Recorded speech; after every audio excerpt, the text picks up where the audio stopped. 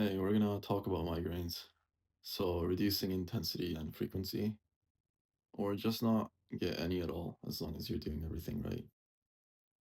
We got 6 slides, so we're gonna skim through them. These are the factors involved in migraines. If you're interested in the biochemistry, then you can take a screenshot of this and then do your own research.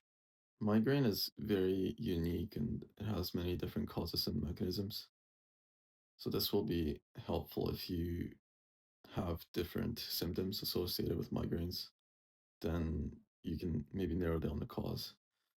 But we will be going over the remedies that will cover most of these factors, so you don't really have to know them. The top four are high tyramine foods that you'll need to avoid altogether. Pretty much any food listed on the left side you want to avoid, they are universally applicable. Whereas the foods on the right, they are more for particular specific cases. Now, for most cases of migraines, this is all you need to know. If you've tried diets but didn't work, then you still want to give this a shot. Do it perfectly for, let's say, at least 4 weeks. A good perspective is if you're migraine prone, then these foods are incompatible with your biology, anyways. These supplements and meds can increase migraine risk. The vitamins are only if you're at toxic levels. So, like vitamin B6 and vitamin A, you can reach toxicity pretty easily. Anything here in the list, if you have to take it, then you gotta take it, right? But especially with supplements, you can always look at lowering the dosage or not combining them. As far as effectiveness goes, lifestyle changes won't make as big of a difference as diet and avoiding triggers. But these are good standard health practice anyways, so why not? Now, these are the supplements and meds that would help with migraines. Riboflavin, it's mostly take as needed, or you can take low doses every day as a preventative.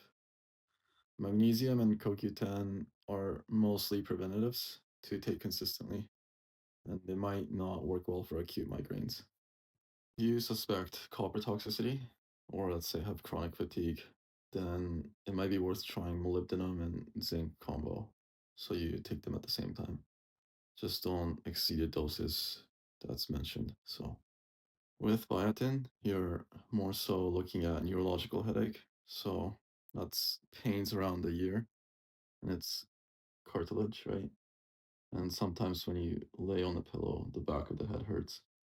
Omega 3 and palmitoyl ethanolamide, they're meant to be taken consistently as a preventative, but they do have questionable efficacy.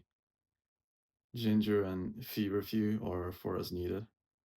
I don't think feverfew is good to take every day. You can get withdrawal symptoms from it, so yeah, definitely just take it as needed. Butterspur, it can have what's called hepatotoxic, so it's toxic to the liver. There's an alkaloid that's present in Butterspur that's toxic to the liver. So yeah, try to get a clean one or just take it as needed. With the medications, obviously it's preferable if you can navigate the migraines with diet and supplements. I feel like I've given a clear roadmap here, but I do get it that some people just need them. Triptans are the first to go to for infrequent migraines, like let's say once a week, maybe even twice a week. And it's nice because you can just take it as needed.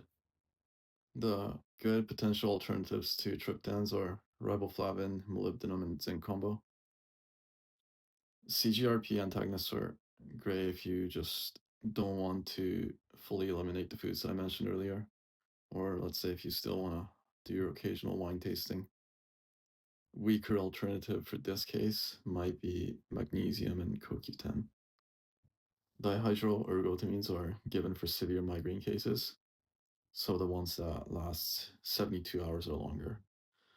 So basically, there's too much activation of serotonin 2A and 7 receptors. In this case, you can maybe try riboflavin, feverfew, ginger, and omega 3. Those might work for this.